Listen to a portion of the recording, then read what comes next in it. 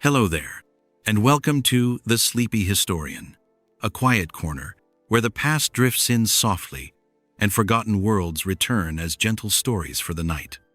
Tonight, we'll be wandering into the life and legacy of Cleopatra, the last pharaoh of Egypt, following the slow and uncertain path that carried her from an exiled princess beside a restless sea to one of the most careful and consequential rulers of the ancient Mediterranean world. Now, dim the lights, maybe let a fan hum in the background, and let's slowly step into the past, softly, gently, together.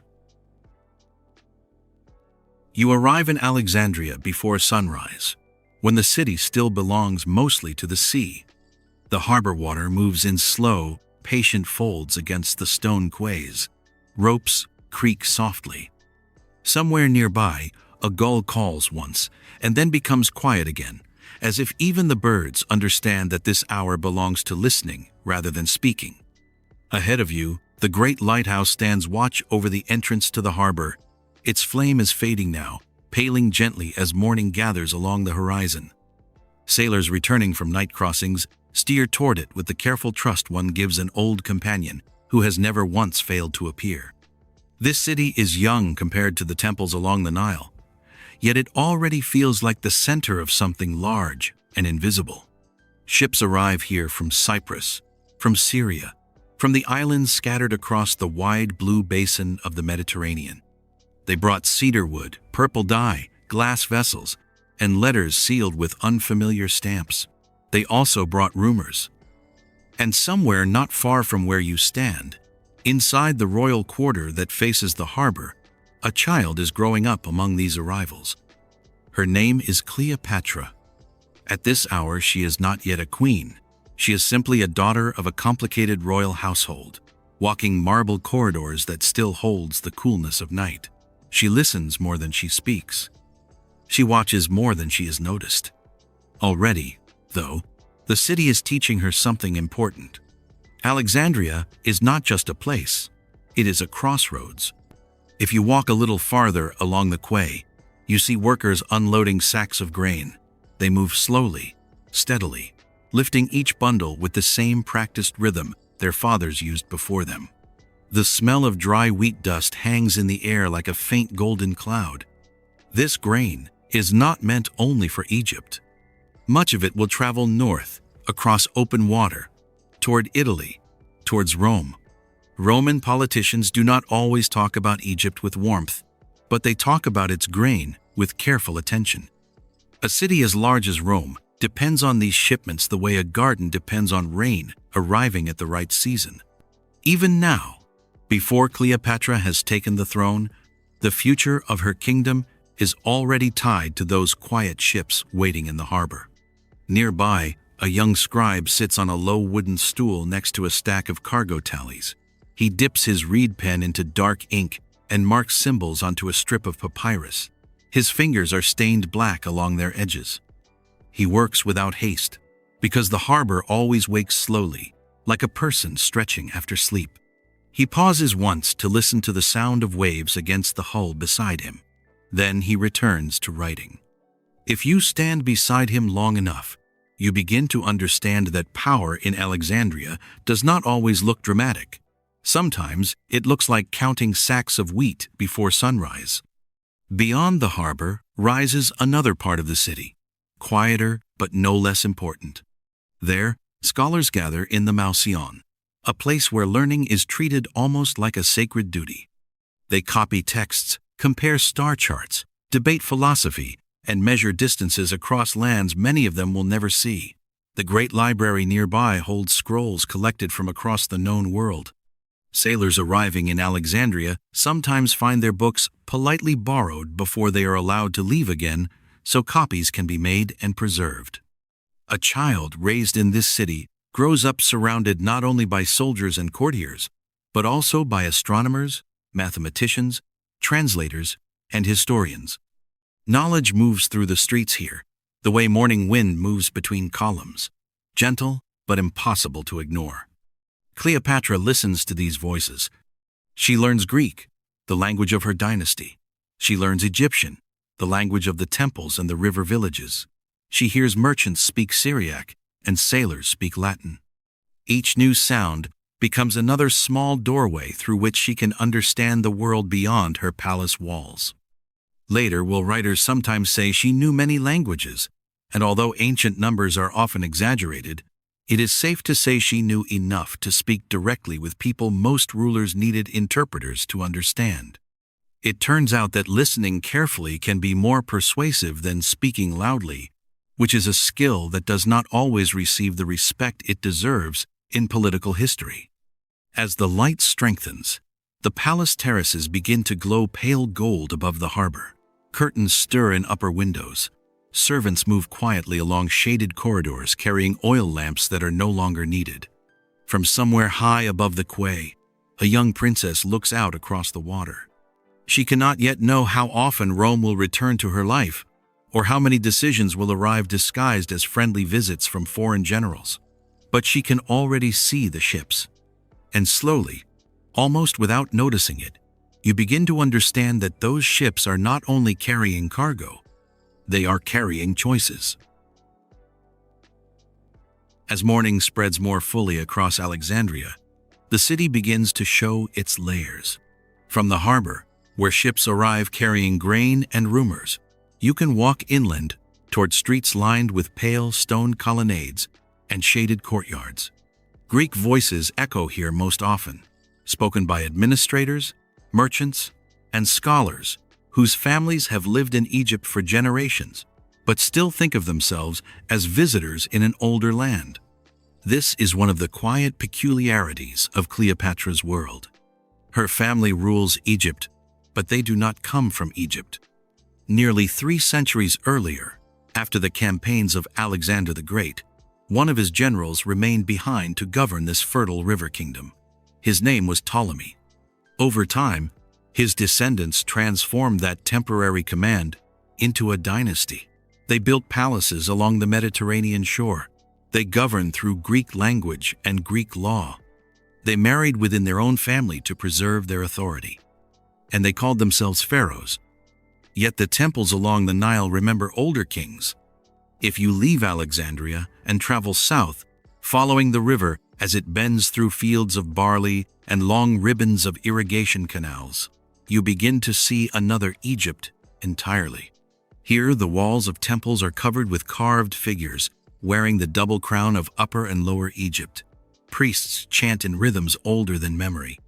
Offerings of bread, beer, and incense are carried into dim sanctuaries where light enters only in narrow golden beams. For generations, the rulers in Alexandria rarely spoke the language used in these temples. They governed Egypt, but they did not fully belong to it. That distance was not always visible from the palace balconies, yet it shaped everything. Inside the royal household where Cleopatra grows up, tutors teach her philosophy, mathematics, rhetoric, and diplomacy. She learns how treaties are negotiated and how envoys are received. She studies maps of coastlines she has not yet visited. She listens as advisors discuss the movements of Roman commanders far beyond Egypt's borders. But she also learns something else. She learns Egyptian. Later writers will remark on this detail with quiet surprise, because most rulers of her dynasty never made that effort. They rely on interpreters. They remain slightly separate from the people. Temples still define the rhythm of the land. Cleopatra chooses another path. If you walk with her now in imagination, you might find her standing beside a teacher who speaks slowly, repeating unfamiliar sounds until they settle comfortably on her tongue. At first, the language feels heavy and ancient, shaped by centuries of prayer and ritual. Yet gradually, it becomes natural. Words open doors. Through them, she can speak with priests without mediation. She can listen directly to petitions brought from river towns. She can hear how farmers describe the behavior of the Nile when its waters rise or fall too early in the season. Language becomes more than communication. It becomes a connection. Far to the south, inside a temple courtyard, scented with warm resin and crushed herbs, a young singer prepares the morning offering for the goddess Isis. She lifts a small bowl of incense and places it carefully before a painted relief where the goddess stands with calm, steady eyes. The air fills slowly with fragrant smoke that curls upward in thin silver threads. The singer begins a chant learned from her mother, who learned it from her own mother before her. These rituals continue regardless of which ruler sits on the throne in Alexandria. Yet they also quietly shape the authority of that ruler. A king who is recognized by the temples becomes more than a political leader. He or she becomes part of a sacred story that stretches backward beyond memory. Cleopatra understood this earlier than most. She begins appearing in temple inscriptions, not only as a queen of Greek ancestry, but as a daughter of Isis, a guardian of harmony along the Nile. Relief carvings will later show her standing beside her young son, presenting offerings in the ancient style of Egyptian pharaohs, whose names had already become legends long before her dynasty arrived. This is not decoration. It is careful work, like weaving two different threads together so that the seam disappears. In Alexandria, Greek philosophers debate the nature of the cosmos. In the temples of Upper Egypt, priests measure time according to the rising of certain stars above the horizon. Cleopatra learns to move comfortably between both worlds. She listens to arguments about logic in marble halls overlooking the sea. She listens to hymns that echo through sandstone corridors far inland. Each voice teaches her something about how power is recognized and how it is accepted. Some rulers inherit loyalty. Others must build it slowly. As the sun climbs higher over the Nile Valley, riverboats begin moving again between villages.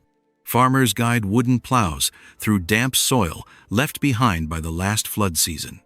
Children carry baskets of onions and figs toward market roads. Somewhere in these small movements of ordinary life lies the foundation of the kingdom Cleopatra will one day struggle to protect. She is still young. She is still learning. Yet already, she understands that ruling Egypt will require more than sitting on a throne beside the Mediterranean. It will require speaking to the river itself and to the people who have listened to it longer than her dynasty has existed. And slowly, almost without anyone noticing at first, the language itself begins to settle around her shoulders, like something carefully made to fit. By the time Cleopatra begins to notice the rhythm of ships entering Alexandria's harbor and the layered languages spoken in its markets, her father is already living with a difficult truth. Egypt is powerful, but it is no longer alone. His name is Ptolemy XII, though later generations will remember him by another title as well. Some called him Auletes, which means the flute player. It is not entirely clear whether the name began as a compliment or a quiet joke told behind palace doors, but it suggests something gentle and uncertain about the way others saw him. He rules Egypt at a moment when Rome is growing larger with every passing year. Roman generals move across the Mediterranean like slow-moving storms that reshape coastlines wherever they arrive. Kingdoms that once governed themselves begin adjusting their decisions to match Roman expectations. Alliances become in ways they had never been before necessary. Ptolemy understands this. He also understands that Egypt's independence depends on staying useful to Rome without becoming absorbed by it. So he sends gifts. He sends grain. He sends gold. And perhaps most importantly, he sends promises. Roman senators accept these gestures with polite attention. Some of them support his claim to the throne. Others hesitate. Decisions about Egypt are now being discussed in a city far across the sea by men who have never seen the Nile in flood season and never walked through the temple courts at dawn.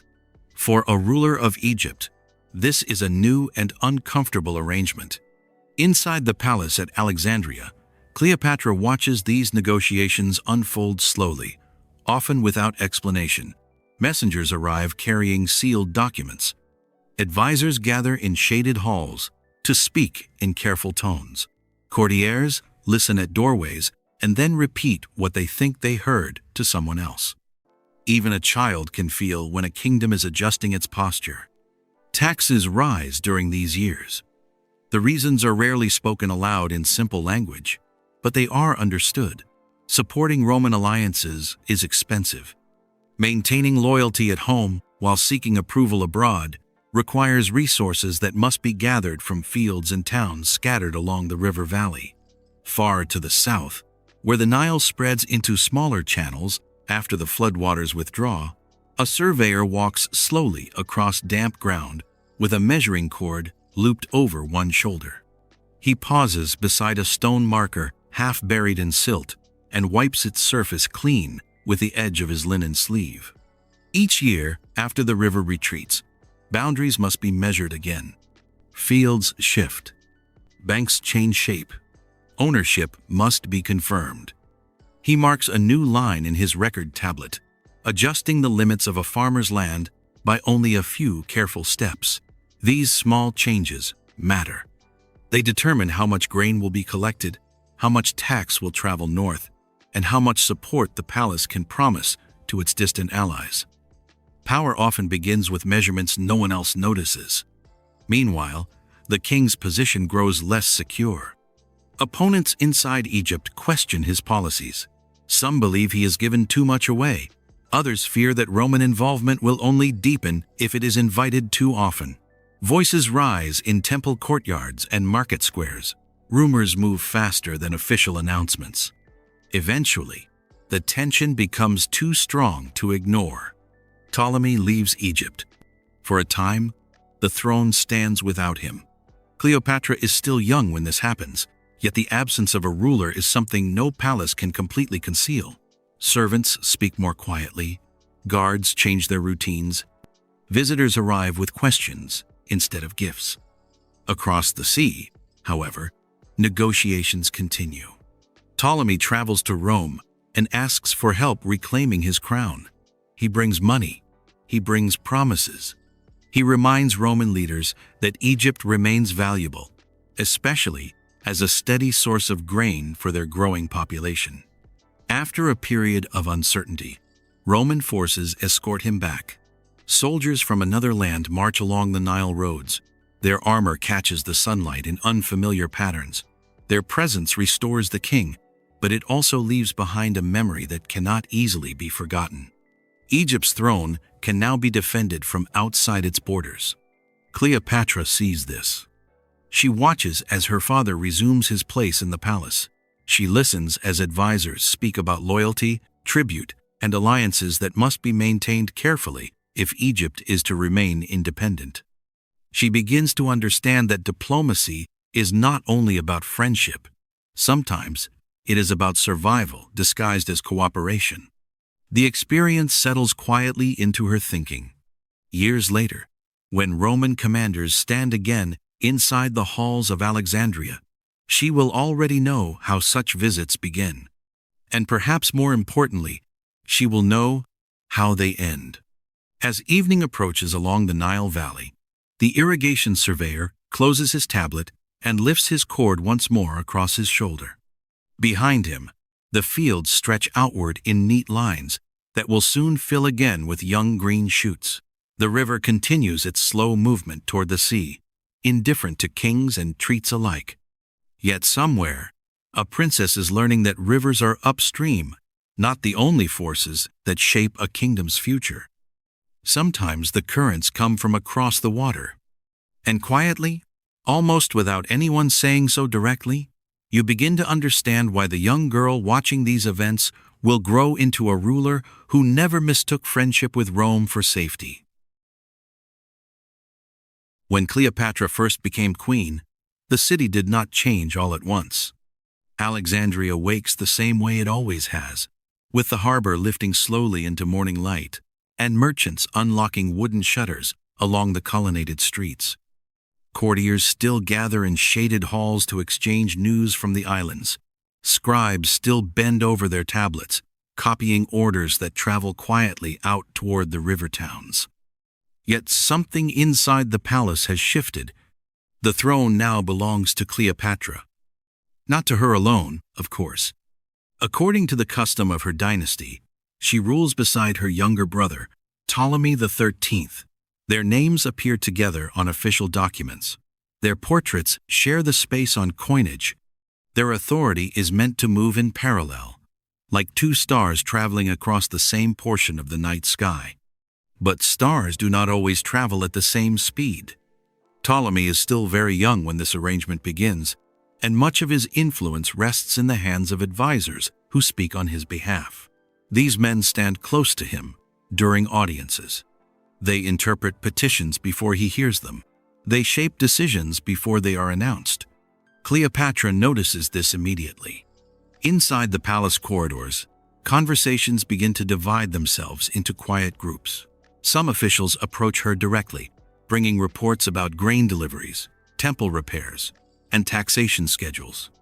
Others turn instead toward the circle surrounding the young king. Messages travel along separate paths, sometimes reaching different conclusions before they return to the same throne room. Shared rule can feel balanced in theory. In practice, it often feels like waiting for a door to close. Beyond Alexandria, Egypt itself is passing through a difficult season. The Nile has not risen as generously as expected in recent years. When floodwaters arrive late or retreat too quickly, the fields along the riverbanks produce less grain than usual. Even small differences in water level can change the outcome of an entire harvest. Cleopatra understands that stability begins with food, so she turns her attention toward the granaries. Near the edge of a storage courtyard, just outside the city, a measurer stands beside a long row of sacks, stacked carefully against a shaded wall. He lifts each one onto a scale made of polished wood and suspended bronze weights. The motion is slow and steady, repeated so many times that it begins to feel almost like breathing. He records each measure onto a strip of papyrus. Some of this grain will remain in local reserves. Some will travel north toward the sea. Some will be redistributed to districts where harvests have been weaker than expected. These decisions may seem small when written on tablets, yet they determine whether markets remain calm or restless in the months ahead. Power sometimes moves through a kingdom in the quiet shape of a balance scale. In the palace, Cleopatra begins issuing instructions in her own name. Documents from these early years show her acting with unusual confidence for a ruler so newly established. She appears without always placing her brother's authority beside hers. Her voice grows clearer in the administrative language of the court. This does not go unnoticed. The surrounding advisors Ptolemy begin adjusting their posture in response. Where they once spoke cautiously, they now speak more firmly. Where they once negotiated quietly, they began preparing arguments. Control of the kingdom is no longer simply a matter of tradition. It is becoming a matter of direction. Even the coins minted during this time carry subtle signals. Royal images placed on their surfaces travel widely through markets and harbors. They tell merchants whose authority guarantees the value of exchange. When Cleopatra's presence becomes more visible in these images, it sends a message that reaches far beyond the palace walls. Authority, like starlight, travels farther than its source. Meanwhile, the city continues its ordinary rhythms. Philosophers debate beneath shaded porticos. Sailors repair rigging along the waterfront. Temple processes move through older districts where incense drifts slowly across carved doorways. Most people in Alexandria do not see the full shape of palace politics. They see only the results. Stable prices, reliable grain, predictable order. Cleopatra understood this as well. Ruling Egypt is not only about surviving court intrigue, it is about keeping the larger pattern steady enough that ordinary life can continue without interruption. When markets remain open and fields remain planted, a kingdom appears secure even when crowds gather behind its walls. Yet those worries are already growing. In private chambers, advisors to the young king began speaking more openly about limiting Cleopatra's authority. They asked her decisions. They suggest adjustments to protocol. They proposed changes to how orders are issued. These conversations travel quietly at first. But quiet conversations have a way of becoming louder over time. By the second year of her reign, Cleopatra's name begins disappearing from some official documents. The shift is subtle enough that many citizens never notice it. Inside the palace, however, the meaning is unmistakable. Shared rule is beginning to tilt. As evening settles over Alexandria, lamps are lit along the inner corridors of the royal quarter. Their reflections shimmer faintly across polished stone floors. Somewhere beyond the palace walls, the harbor continues its slow breathing against the shore, unchanged by decisions made in rooms it cannot see. Yet inside those rooms, something delicate is already beginning to fracture. And before long, you begin to feel that ruling beside a brother is not the same as ruling beside an ally. The change does not arrive with a single loud announcement. Instead, it settled over Alexandria gradually, like a shift in wind direction that only sailors noticed at first. Inside the palace, documents begin to circulate without Cleopatra's name. Advisors gather more often around her younger brother. Guards appear in different corridors than before.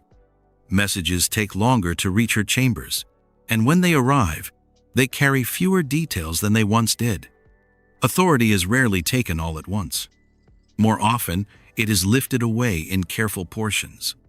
At first, Cleopatra continues working as she always has. She meets envoys. She reviews from the river districts. She listens to updates about grain transport schedules moving north toward the sea. Yet each day, the space in which she can act grows slightly narrower. Eventually, the meaning becomes impossible to ignore. The court around Ptolemy XIII has decided that Egypt should have only one visible ruler, and it will not be her. Leaving Alexandria is not a dramatic escape in the way later stories sometimes imagine. There is no single midnight flight through hidden tunnels, no sudden disappearance beneath torchlight and confusion. Instead, it is quieter than that. Supporters gather what they can carry. Trusted advisors move ahead along familiar routes. Letters travel outward toward allies who may still be willing to listen. Step by careful step, Cleopatra withdraws from the city that had once been the center of her authority. She returns east. Beyond the green edges of the Nile Valley, the land changes quickly. Fields narrow, irrigation canals disappear. The air grows drier, and the colors of the earth shift toward pale gold and soft brown. Roads become less certain here, shaped more by memory than by stone. This frontier region has always been important to Egyptian rulers. It connects the kingdom to Syria and to the wider eastern Mediterranean, where armies and merchants move along the same long corridors of dust and wind. Here, Cleopatra begins again.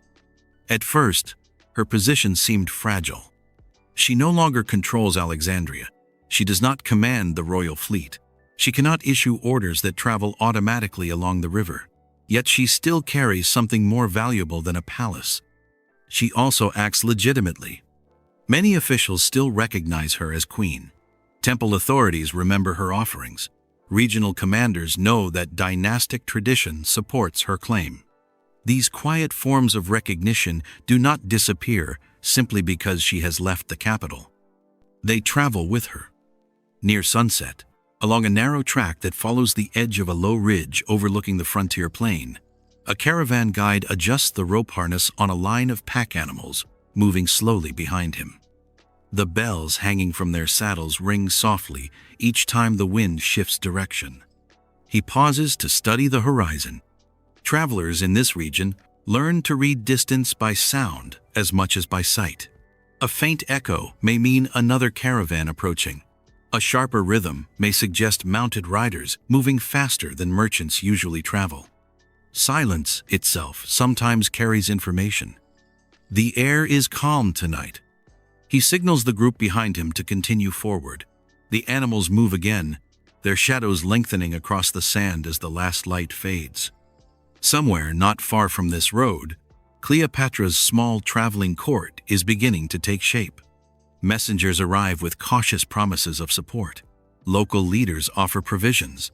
Soldiers who once served under her authority return quietly, bringing news from the Nile Valley. None of these gestures are large by themselves. Together, they form the outline of a future return. Exile, it turns out, can also be prepared. Far to the west, however, events are unfolding that will soon reshape everything.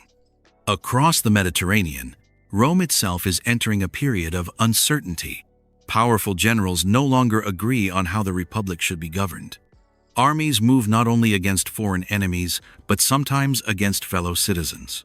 Alliances shift, decisions are delayed. Old systems begin to strain under the weight of new ambitions. Egypt cannot remain untouched by these changes. Even here, along the frontier where the night air cools quickly after sunset, news from Rome travels with surprising speed. Couriers arrive carrying reports of conflict between Julius Caesar and Pompey, two figures whose names are already familiar inside the Alexandrian court. Cleopatra listens carefully when these messages arrive. She understands that Rome's attention will soon turn again toward Egypt. Whoever controls the Nile grain supply holds influence in a world where cities depend on regular shipments to remain calm and orderly. A ruler restored with Roman support would owe a debt that could shape the future for years to come. But a ruler restored without understanding Rome's intentions might lose more than she gains. So she waits. She gathers allies quietly. She strengthens her position along the eastern frontier. She prepares herself for a moment that has not yet arrived, but is already moving closer. As darkness settles fully across the desert road, the caravan guide lifts his hand once more and listens to the wind moving softly across the open ground.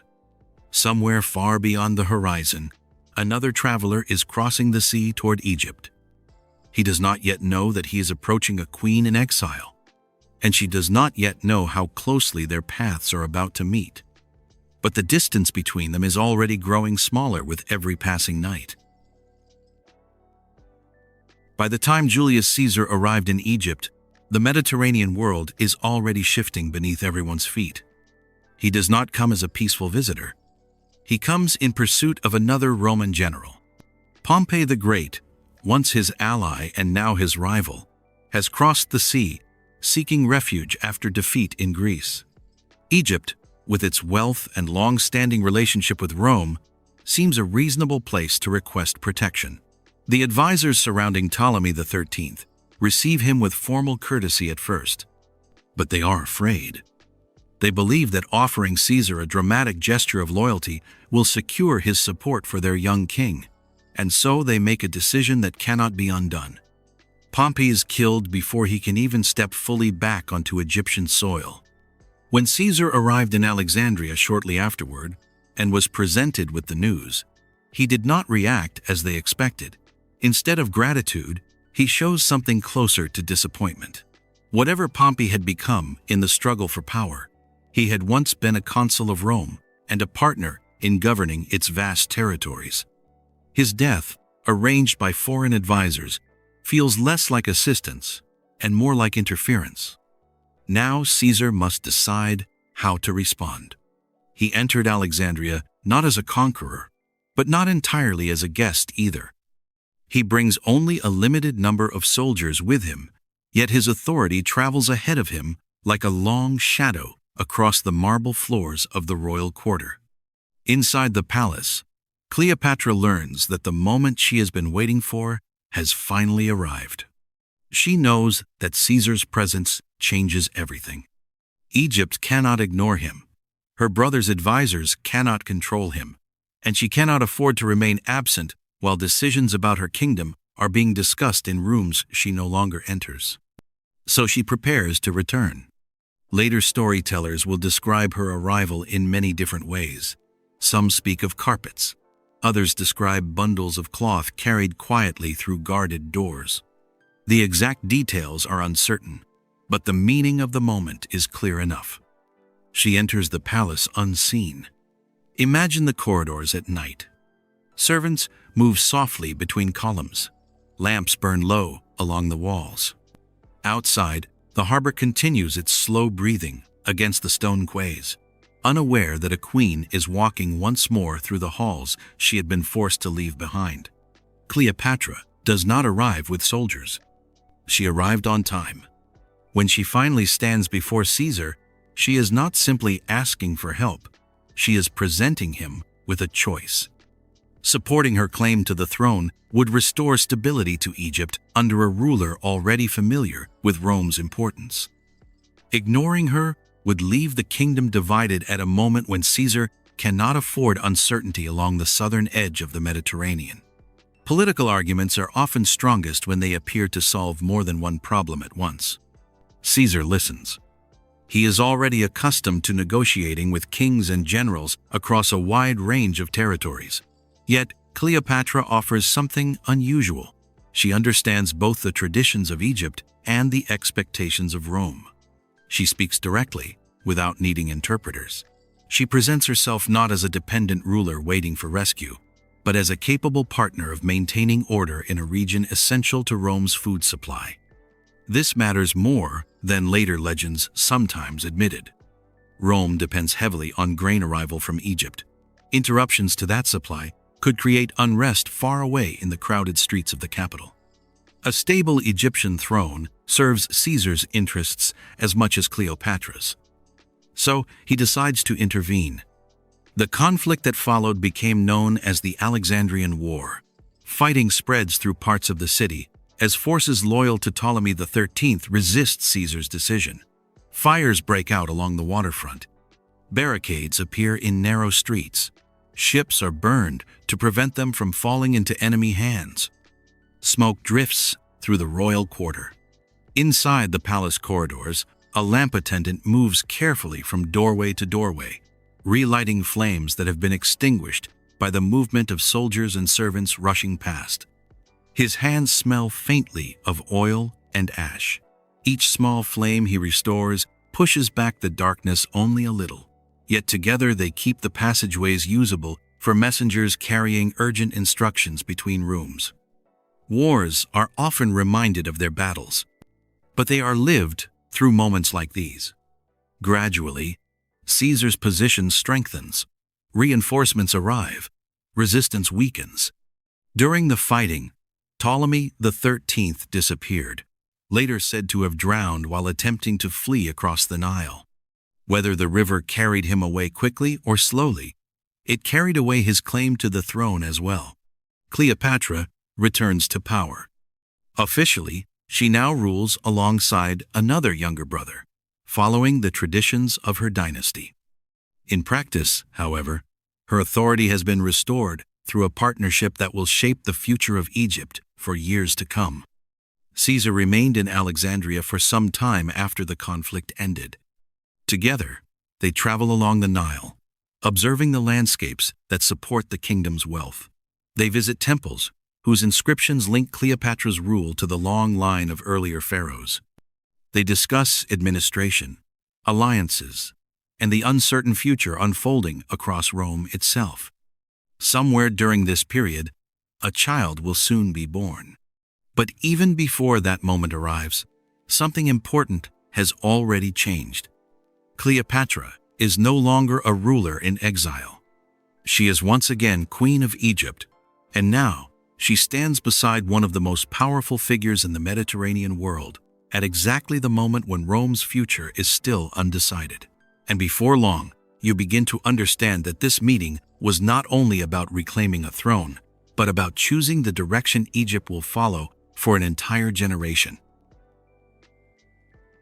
After the smoke of the Alexandrian fighting fades and the palace corridors return to their quieter rhythms, a different kind of anticipation begins to settle over the royal household. It is not the anticipation of war. It is the anticipation of birth. Somewhere within the inner apartments of the palace at Alexandria, attendants move carefully between shaded rooms where light enters through carved screens. Linen cloth is folded and unfolded again. Bowls of warm water are carried along silent passageways. Voices lower themselves to a gentle murmur, as if the entire building understands that something important is about to happen.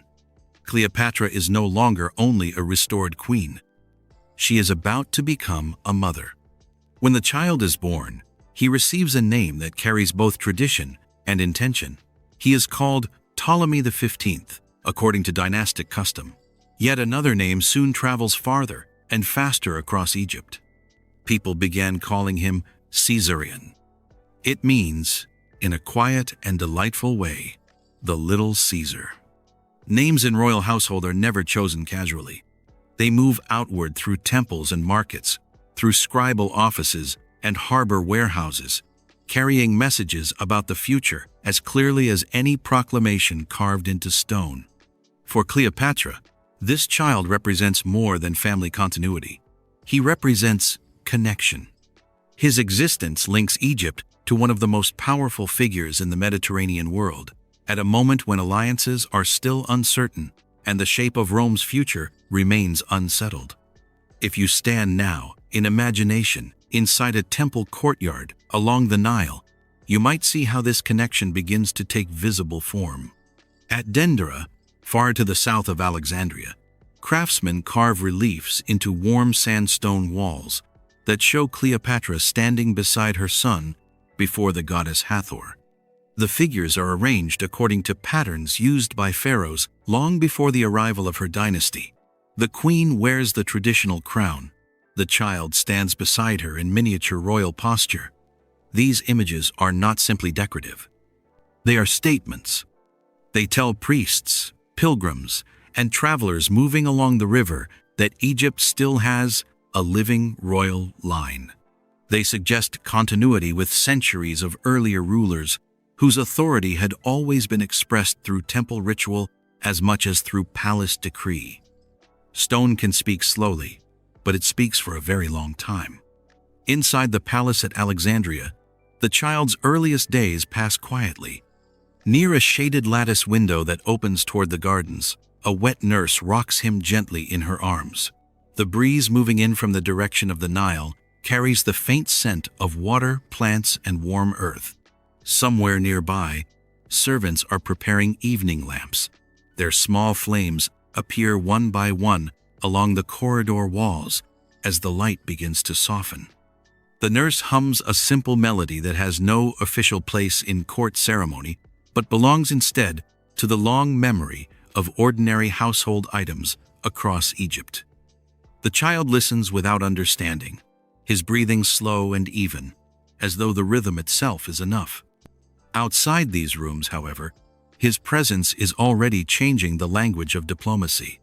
Cleopatra begins presenting herself not only as queen, but as a mother within a sacred tradition that Egyptian temples have recognized for centuries. In temple inscriptions, she appears alongside her son in a role that echoes the relationship between Isis and the child Horus, the divine mother protecting the future ruler of the land. This association is not accidental. In Egypt, divine motherhood carries political meaning. A ruler connected symbolically to Horus stands within a story older than any single dynasty. By placing herself within that story, Cleopatra strengthens her position among temple communities, whose recognition supports stability along the Nile. Motherhood becomes part of governance. Meanwhile, news of the child travels beyond Egypt. In Rome, Julius Caesar's position continues to grow stronger, yet his political situation remains complicated. The Republic is changing. Old alliances are weakening.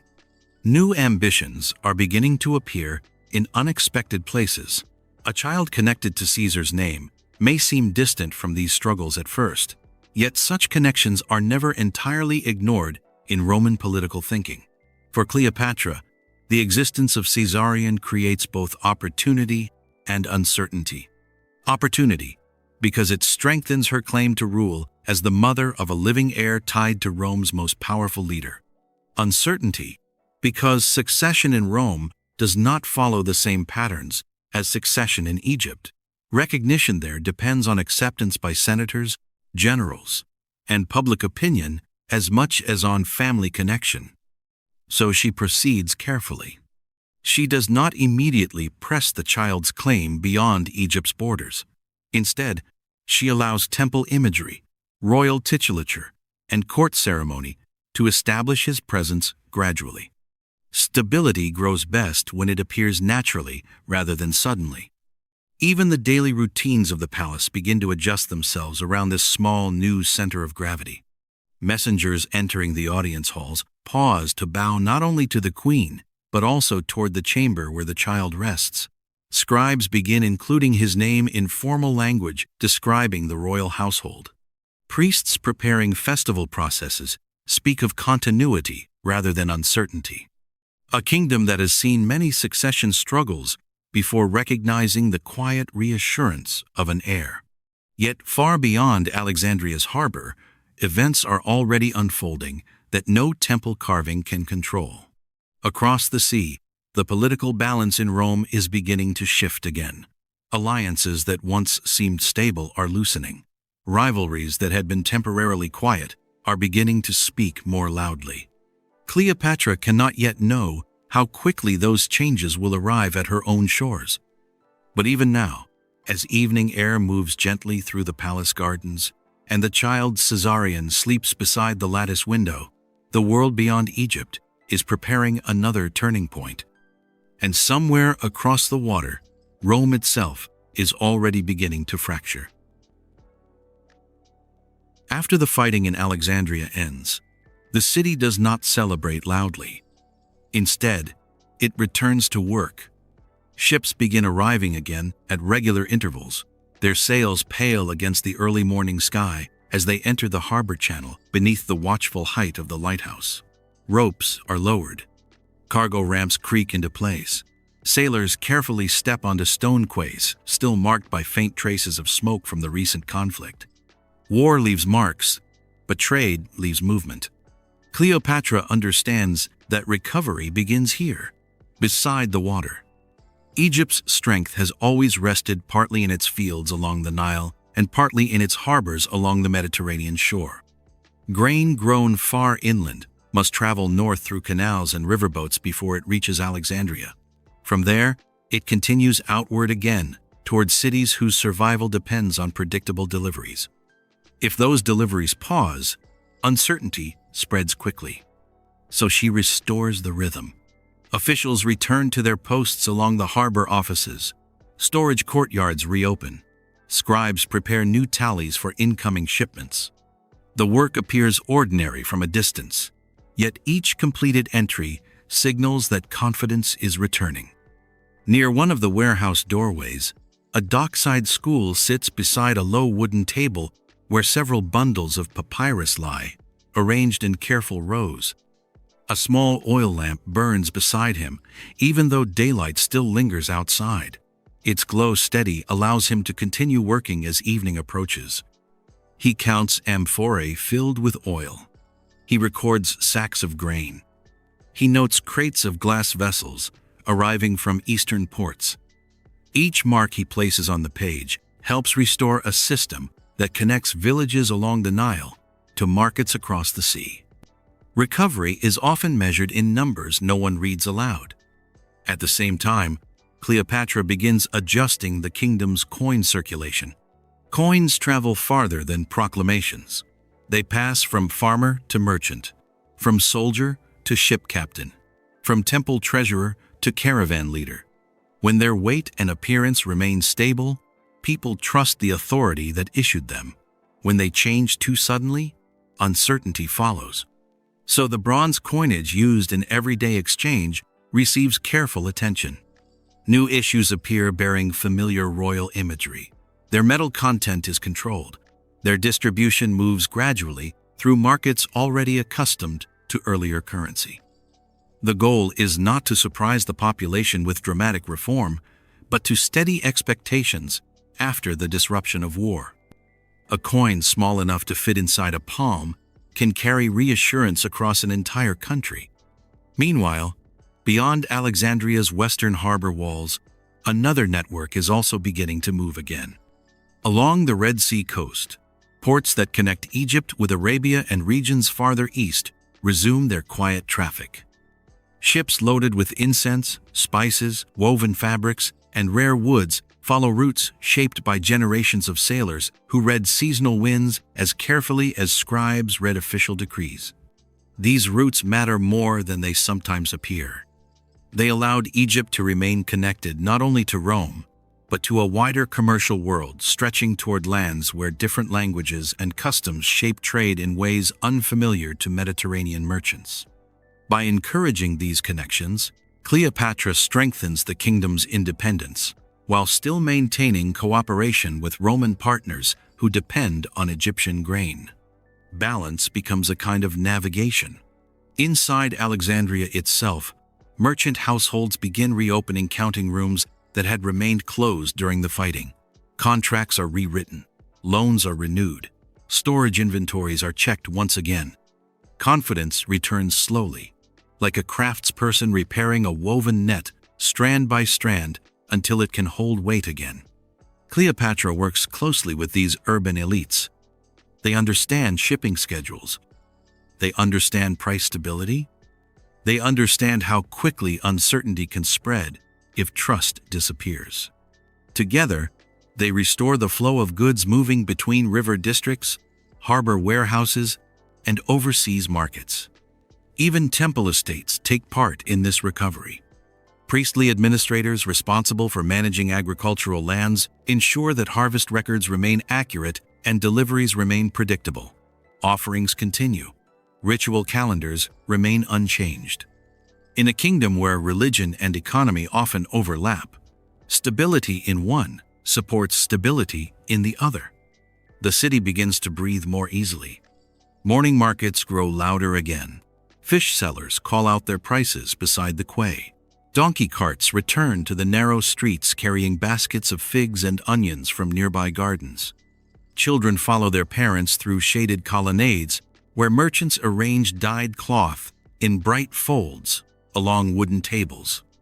Life resumes its familiar patterns. Yet Cleopatra does not mistake activity for security. She knows that Egypt's position still depends partly on events unfolding far beyond its borders. Julius Caesar has returned to Rome after leaving Alexandria, and the political world he entered there remains unsettled. Rivalries continue beneath the surface of public ceremonies. Decisions made in distant senate houses may still affect the future of Egypt in ways no harbor ledger can predict. So while Alexandria rebuilds its confidence, she watches carefully. Reports arrive from merchants traveling westward. Letters arrive from envoys stationed in foreign ports. Each message carries small pieces of a larger story still unfolding across the Mediterranean. For a time, however, the harbor remains calm. Ships continue to arrive. Ledgers continue to fill. Coins continue to pass from hand to hand without hesitation. The kingdom appears steady once more. And then, almost without warning, news arrived from Rome that changed the shape of the world again. The message does not arrive all at once. It travels slowly across the sea, carried first by rumor, then by merchants, then by official letters, sealed with careful hands. By the time the news reached Alexandria, it has already passed through several cities, changing shape slightly with each retelling. Julius Caesar is dead. In Rome, inside a meeting hall where senators once gathered to debate laws and alliances, he has been surrounded by men who believed they were preserving an older order. Their knives ended not only a life, but a fragile balance that had been holding the republic together for years. Across the Mediterranean world, rulers begin asking the same question: what happens now? In Alexandria, the harbor continues its ordinary movement. Ships arrive, sails are folded, cargo is counted. Yet inside the palace, the atmosphere changes almost immediately. Courtiers speak more quietly. Messengers wait longer before delivering letters. Advisors gather in smaller groups, choosing their words carefully. Cleopatra understood the danger of reacting too quickly. Caesar had been more than an ally. He had been a stabilizing force in a region where stability rarely lasted long. His presence had made certain decisions easier to predict. Without him, those decisions must now be made again from the beginning. She listens before she acts. Somewhere along the waterfront, A courier steps down from a narrow vessel that has just completed its crossing from the northern coast. His sandals are still dusted with salt. In his hand he carries a leather packet tied with thin cord and sealed with dark wax, impressed by a Roman signet ring. He delivers it to the palace gates and waits, while guards carry it inward. Inside, the seal is broken carefully. Each letter contains only part of the story. Some describe confusion in Rome. Others speak of men calling themselves defenders of the Republic. Still others mention generals gathering troops far from the capital. None of them agree completely with one another. Yet together they describe a world shifting again. Cleopatra did not travel to Rome this time. Years earlier, she had visited the city while Caesar lived, staying in a villa across the river from its crowded center. Her presence there had attracted curiosity and sometimes suspicion. Now the situation is different. The streets are uncertain. Alliances are unclear. Remaining in Egypt becomes the wiser choice. Her attention turns instead towards Caesarion. The child is still very young, but his name now carries new weight. If he is recognized as Caesar's son, he represents a possible connection to Rome's future leadership. If he is ignored, he remains only the heir to Egypt. Either possibility carries risk. So Cleopatra strengthens her position quietly at home. Temple inscriptions continue to present him beside her. Court ceremonies include his presence more often. Scribes record his name alongside hers in formal titulature. These gestures may appear ceremonial, yet they help shape expectations about succession long before succession become urgent. Protection can take many forms. Meanwhile, across the Mediterranean, two broad groups begin organizing themselves around different visions of Rome's future. One group gathers around the memory of Caesar and the authority he had accumulated. Another gathers around the senators who had taken part in his assassination and believed they were preserving older traditions. Historians later called these groups the Caesarians and the Liberators. At the time, however, their boundaries remain uncertain. Commanders change sides. Cities hesitate. Messages travel slowly. For a ruler in Egypt, choosing too early would mean attaching the kingdom's future to an outcome no one can yet predict. So, a little wait. Envoys continue arriving from eastern ports. Reports describe armies assembling in Greece. Others mention fleets moving through the Aegean Sea. Each update adds another piece to a map that is still incomplete. Even merchants begin speaking differently in Alexandria's marketplaces. They asked whether shipping routes will remain open. They wonder whether taxes will change. They listen carefully for signs that the struggle in Rome might spread toward Egypt's shores. The palace responds with calm routines. Audience halls open at their usual hours. Temple offerings continue without interruption. Grain shipments leave the harbor on familiar schedules. Stability becomes a message in itself. At dusk, the courier who delivered the earlier letter sits beside the quay watching another vessel preparing for departure. The crew moves quietly along the deck, tightening ropes and adjusting the angle of the sail. A gull once circles above the mast and then disappears toward the open sea. He knows that by morning, he will be carrying another message outward again. Information now travels as steadily as the tide. Inside the palace, Cleopatra studies one more report, describing the movement of Roman commanders farther east. Among the names appearing more often is that of Mark Antony, a general who had served beside Caesar and now holds authority across several provinces. His influence is growing. His position is becoming clearer. And before long, a summons will arrive that cannot easily be ignored. Soon, another Roman invites you to meet him beside a river whose waters move slowly between cedar hills and distant mountain roads.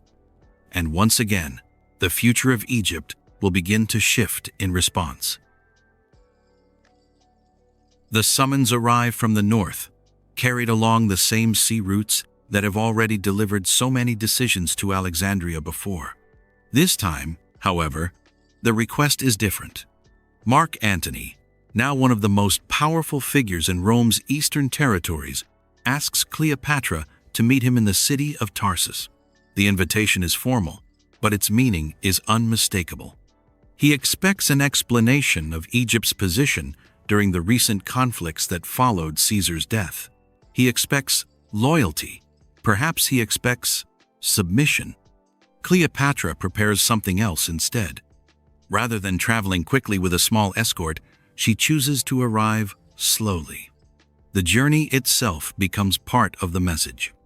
As her fleet moves north along the coast and then inland through the calm waters of the river near Tarsus, people gather along the banks to watch. Word spreads ahead of her arrival. Merchants leave their counting houses. Children climb low walls for a better view. Soldiers pause in their routines. They are not simply waiting for a queen. They are waiting for a performance. Her barge appears first as a bright reflection on the water, then gradually as a shape beneath a wide canopy of embroidered cloth. The sails glow softly in the afternoon light. Oars move in quiet coordination. Musicians seated along the deck play melodies that carry across the surface of the river like drifting threads of sound. Later writers will describe the scene in rich detail. They say the canopy shimmered like gold. They say perfumes filled the air long before the vessel reached the shore. They say Cleopatra reclined beneath the shade as if she were not traveling to a negotiation, but returning from one already completed. Whether each detail is exact or gently exaggerated over time, the intention behind the arrival remains clear. She is not presenting herself as a collective. She is presenting herself as a sovereign. On board the barge, a perfume attendant lifts a small bronze dish filled with warmed cedar oil and crushed myrrh. He moves carefully along the shaded deck, placing the dish beside carved railings where the fragrance can travel outward across the river air. The scent spreads slowly, carried by the afternoon breeze toward the waiting crowd on the shore. Smell travels farther than words. By the time Cleopatra steps onto land, her presence has already been announced. Mark Antony watches this arrival with interest rather than impatience. He has spent years moving between battlefields and provincial capitals. He understands displays of authority when he sees them. He also understands that rulers who control the grain supply of Egypt cannot be treated casually. Their meeting begins not with commands, but with conversation. Cleopatra explains her position after Caesar's death. She describes the uncertainty that had followed the assassination. She reminds Antony that stability in Egypt benefits Rome as well as Alexandria. She presents herself not as a subordinate supervisor awaiting instruction, but as a capable partner of supporting his eastern administration. This distinction matters. Antony's responsibilities stretch across a wide territory. He must prepare for campaigns against Parthia. He must maintain loyalty among cities scattered along the eastern Mediterranean coast. He must ensure that supplies continue moving toward Roman forces operating far from Italy itself. Egypt can help with all of these tasks. Cleopatra understood this before he needed to say it aloud. So the conversation continues over several days rather than ending with a single decision. Banquets are held, delegations meet, advisors exchange reports about troop movements and shipping schedules. Each step strengthens a relationship that will soon influence the direction of the entire region. Observers watching from the edges of these meetings may not fully understand what is changing, yet they can feel it. The alliance forming beside this river is not temporary. It is not limited to a single campaign or a single season. It connects Egypt's resources with Antony's authority in ways that reshape how power moves across the eastern Mediterranean. Cleopatra's presentation during her arrival also carried another message. By associating herself with imagery linked to Isis, she reminds Egyptian observers that her authority remains rooted in temple tradition as well as diplomacy. At the same time, she signals to Greek and Roman audiences that she commands wealth, confidence, and independence. One arrival speaks in many languages at once. As evening approaches, lanterns begin appearing along the riverbank. Their reflections shimmer gently across the water beneath the hull of the royal barge. Conversations continue beneath shaded pavilions, where maps are spread across wooden tables, and couriers wait for instructions that will soon travel outward again. The meeting at Tarsus did not end with a single proceeding. Instead, it opens a path.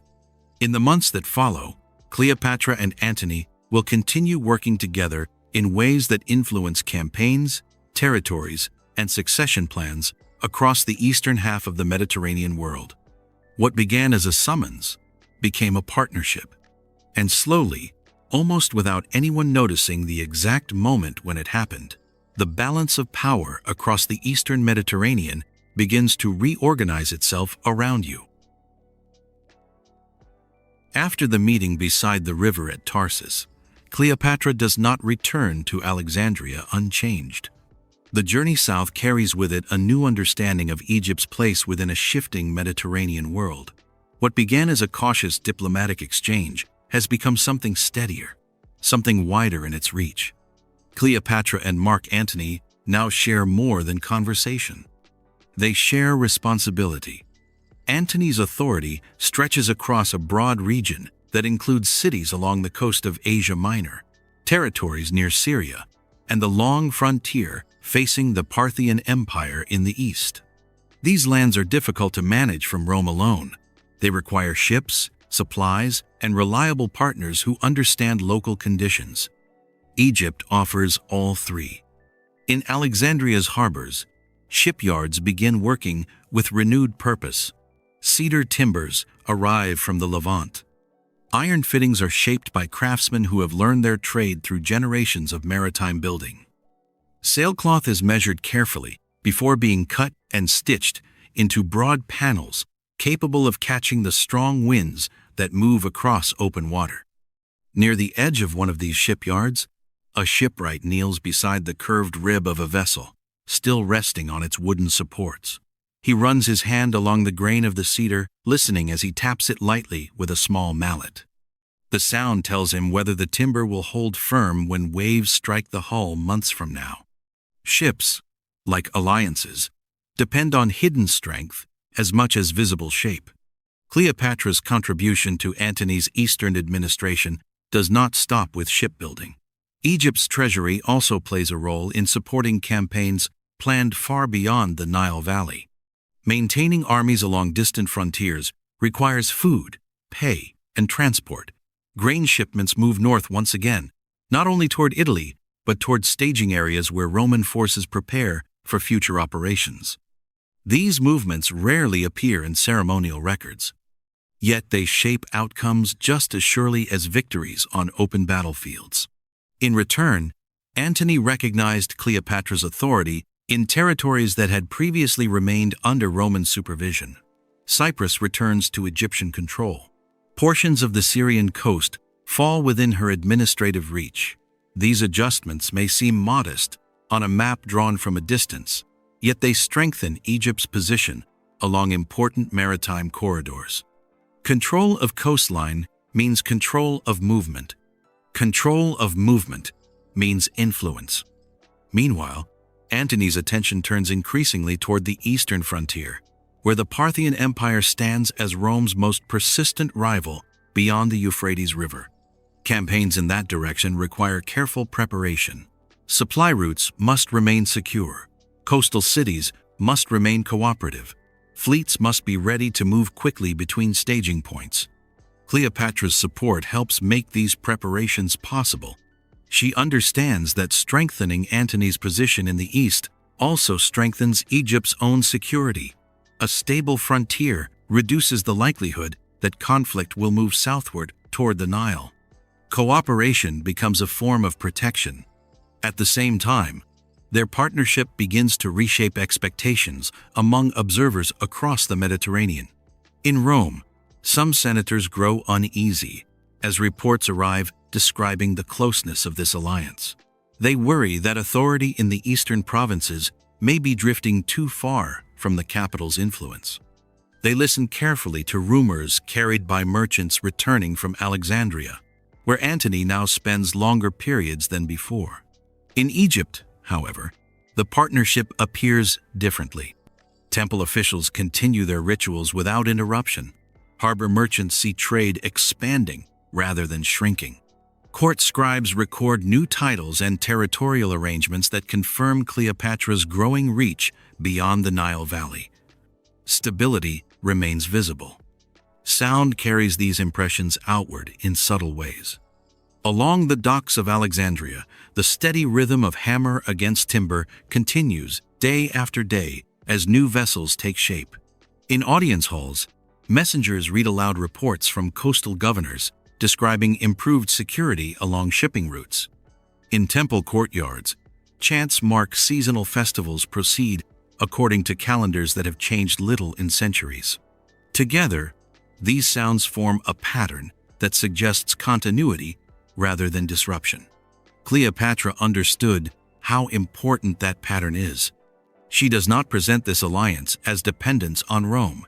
Instead, she presented it as cooperation between two established authorities, working toward shared goals. This distinction allows Egypt to remain visibly independent, even while participating in a broader Mediterranean strategy. For Antony as well, the arrangement proves valuable. Operating far from Italy requires resources that only a few allies can provide consistently. Egypt's agricultural wealth, skilled administrators, and experienced sailors create a foundation that supports his campaigns more effectively than distant directives from Rome alone. Step by step, the partnership grows stronger. Season by season, decisions made jointly in Alexandria and along the eastern coast begin dealing with territories far beyond Egypt's traditional borders. Observers who once thought of Cleopatra primarily as a regional ruler begin to recognize her as a figure shaping events across an entire half of the Mediterranean basin. Yet this widening influence also draws attention. Not all attention is friendly. Across the sea, another Roman leader watches these developments carefully, measuring their implications and preparing responses of his own. His name will soon appear more often in letters arriving from Italy. For now, however, the work continues. Ships are launched. Maps are being revised. Alliances deepen. And quietly, within the palace at Alexandria, preparations begin for a ceremony that will soon present a new vision of power to the world beyond Egypt's shores.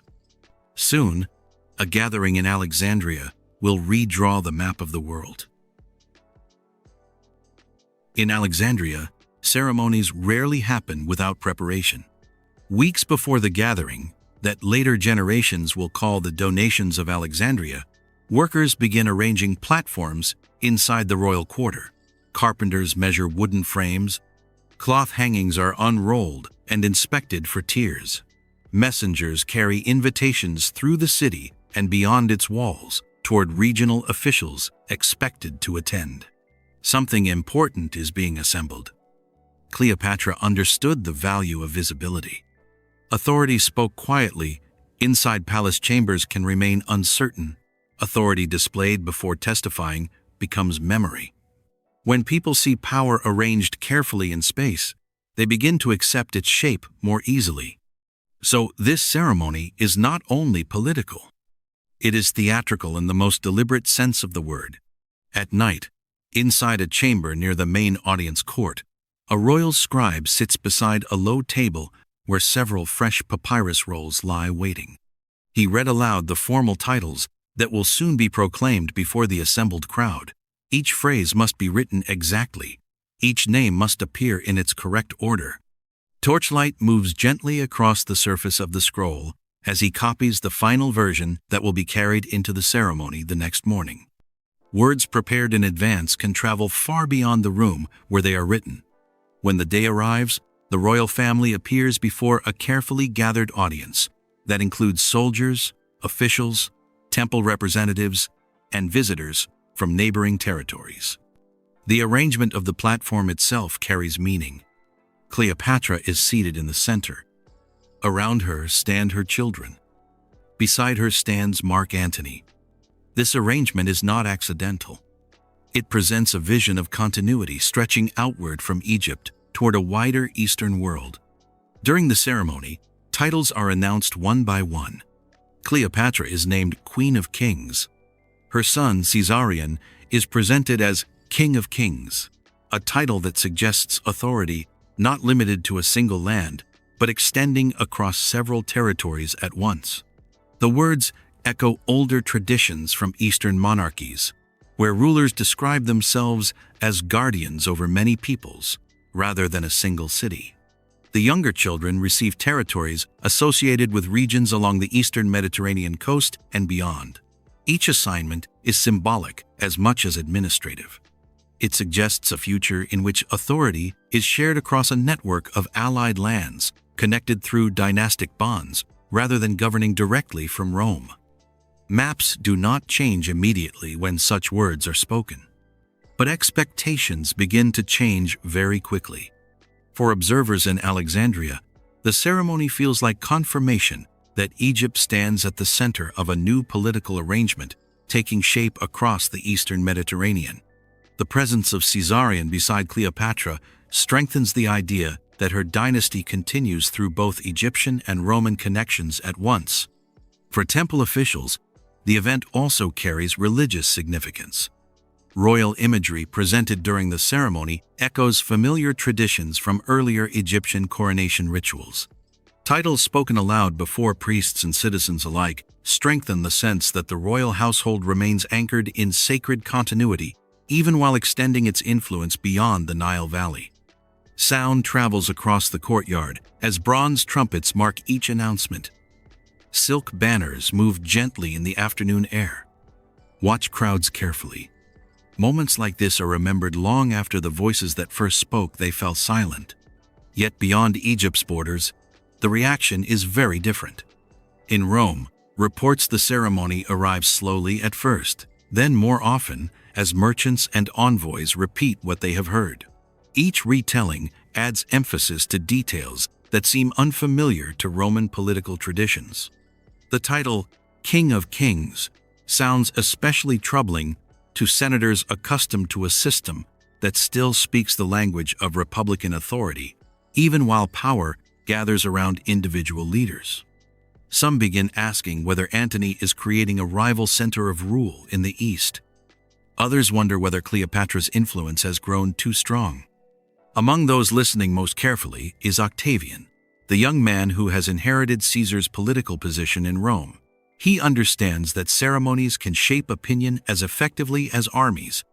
He also understood that presenting Caesarion as the son of Caesar introduces a possible alternative line of succession that could challenge his own authority. Perception becomes strategy. From this moment forward, Octavian begins preparing a response that will reshape how Rome speaks about Cleopatra. He does not yet declare open conflict. Instead, he began shaping a narrative that presented the ceremony not as cooperation between allies, but as a threat to Roman stability. Stories travel faster than fleets. Back in Alexandria, however, the atmosphere remains calm. The ceremony concluded with music and formal greetings. Delegations exchange gifts. Officials carry copies of the proclamations toward administrative centers where the new titles will be recorded. For many participants, the event feels like the natural continuation of arrangements already developing over several years. Cleopatra has presented her vision clearly. A royal house centered in Egypt, children connected to multiple regions, an Eastern network capable of standing beside Rome rather than beneath it. Whether that vision will survive depends on decisions still being made far across the sea.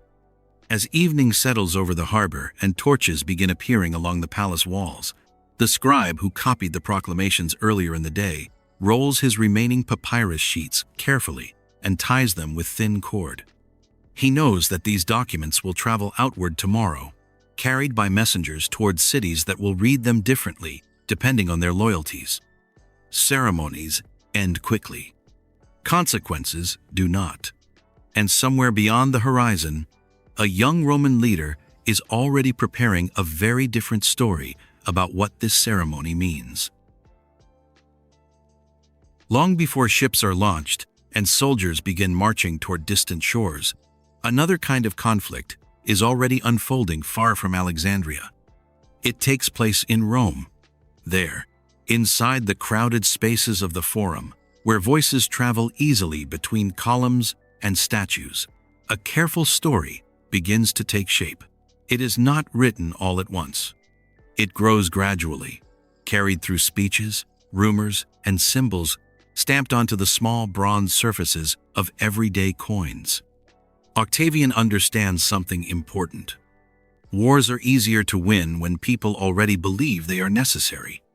After the ceremony in Alexandria, where Cleopatra had been presented as Queen of Kings and her son Caesarion had been named King of Kings, reports begin arriving in Rome describing what had happened. Some are accurate. Others are colored by suspicion. All of them attract attention. To Roman listeners, the language of Eastern kingship sounds unfamiliar and unsettling. Rome has always claimed to resist the idea of monarchy, even while powerful individuals continue to gather authority in practice. Titles suggest rule over many lands at once seems to echo older imperial traditions from regions beyond Italy. For Octavian, this difference becomes an opportunity. He begins presenting Cleopatra not simply as an ally of Antony, but as a figure who threatens the balance of the Roman world itself. Speeches delivered in public squares describe her as a queen whose ambitions stretch too far westward. Stories circulated suggesting that Antony has begun placing Egyptian priorities above Roman responsibilities. Small details grow larger each time they are repeated. Language begins to move like weather, gathering before a storm. In the Forum, where citizens gather to hear announcements and debate events unfolding beyond the city's walls, a sailor recently returned from the eastern Mediterranean stands among a cluster of listeners. He has spent months traveling between ports along the Aegean coast. He has seen Egyptian ships anchored beside Roman vessels without conflict. Yet the tone of the speeches he now hears suggests something very different. He listens as an orator, raises his voice against the idea of Eastern influence shaping Roman decisions. He listens as Cleopatra's name is spoken more often than Antony's. Gradually, he begins to understand that this war, when it comes, will not be described as a struggle between two Roman leaders. It will be described as a struggle between Rome and Egypt. Octavian chooses this framing carefully. If the conflict appears to be a civil war, Roman citizens might hesitate. Memories of earlier between Roman commanders are still recent battles enough to cause discomfort. But if the conflict appears to be a defense of Rome against a foreign monarch, support becomes easier to gather. So the Senate declares war, not against Antony. Chapter 1. This distinction matters more than it first appears. By directing the declaration toward Egypt's queen rather than toward his Roman rival, Octavian transforms the narrative of the coming conflict. Antony becomes a misguided participant rather than the central opponent. Cleopatra becomes the visible focus of Roman concern. Coin imagery begins reflecting this change. New issues circulating, showing Octavian's profile alongside symbols associated with Roman stability. In contrast, descriptions of Cleopatra emphasize luxury, distance, and unfamiliar customs. Even people who never attend public speeches begin absorbing these impressions through the objects they handle every day. A coin can carry an argument without speaking aloud. Poets also contribute to the shaping of opinion. Verses performed before audiences in Rome describe the dangers of Eastern extravagance and the need to preserve Roman discipline. These performances do not name every detail directly, yet listeners understand the message clearly enough. Repetition strengthens the effect. Storm clouds do not appear suddenly. They gather slowly along the horizon until the sky itself seems different. Meanwhile, Antony remains far from Rome, working beside Cleopatra in territories where their alliance continues to appear practical and stable. Reports reaching Italy describe administrative decisions, military preparations, and ceremonial events that seem ordinary from the perspective of eastern provinces. Yet distance changes interpretation. Without Antony present to respond directly to criticism, Octavian's version of events begins spreading more widely. Senators who might once have hesitated now speak more confidently about the risks of allowing Eastern influence to shape Roman policy. Citizens who know little about Egypt beyond what they hear in speeches begin repeating the same concerns in markets and workshops. Opinion moves like wind through a city. By the time preparations for open conflict begin in earnest, the language surrounding that conflict has already been decided. Cleopatra is no longer simply described as a queen maintaining her kingdom's independence. She is described as a rival presence whose ambitions must be contained before they reshape the Roman world. Across the Mediterranean, however, Alexandria continues its ordinary routines. Ships still leave the harbor. Temple processes still follow familiar calendars. Court officials still prepare reports describing grain deliveries and coastal defenses. Yet beyond the horizon, fleets are already beginning to move. Soon, they will gather where the Western Sea narrows into a long inlet between rocky shores, and decisions made in speeches will begin turning into decisions made in wind and water. Long before the fleets meet another in open water, war begins in quieter places. It begins in shipyards. It begins in storehouses. It begins in rooms where maps are unfolded again and again until their edges grow soft from handling. After the campaign of words in Rome reshapes public opinion against Cleopatra, preparations for conflict move steadily forward across the eastern Mediterranean. Octavian gathers ships in the west. Antony and Cleopatra gather ships in the east. Between them stretch a sea that has carried merchants for centuries and will soon carry something heaving. For Cleopatra, preparation means more than assembling vessels. It means protecting Egypt itself. In Alexandria, attention turns first toward the harbor installations that support naval construction. Shipwrights measure hull frames against templates preserved from earlier generations. Sailmakers stitch broad panels of linen strong enough to hold steady under shifting winds. Iron fittings are inspected carefully before being fixed into place along the ribs of new warships. Each task must be completed without haste. Ships built too quickly rarely survive their first storm. Near the edge of an arsenal courtyard overlooking the water, a worker kneels beside several coils of rope resting on a low wooden platform. A small pot of warmed pitch stands beside him, releasing a slow resin scent into the evening air. He draws the rope carefully through the liquid coating, sealing the fibers so they will resist salt water during long crossings. He repeats the motion again and again until each coil is ready. War often begins with gestures this small. While shipyards remain busy along the Egyptian coast, messengers travel constantly between Alexandria and allied territories farther north. Cyprus continues providing timber and anchorage points. Coastal cities in Syria prepare supply depots. Harbors along the Aegean adjust their storage capacity to receive incoming fleets. An alliance must be maintained as carefully as a vessel under construction. At the same time, Cleopatra gave particular attention to the royal treasury. Egypt's wealth has always depended on the regular harvests of the Nile Valley. Grain taxes, collected from fields across the country, are converted into coin, provisions, and shipping contracts that support both domestic stability and international diplomacy. During wartime, these resources become even more valuable. Treasury officials begin relocating reserves away from hazardous coastal locations. Inventories are checked and recorded again. Storage rooms inside the palace complex receive additional guards.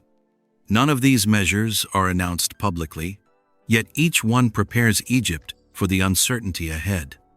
Protection is sometimes a form of silence. Meanwhile, Antony gathers his forces along the western edge of Greece, where the coastline curves inward around the Gulf of Actium.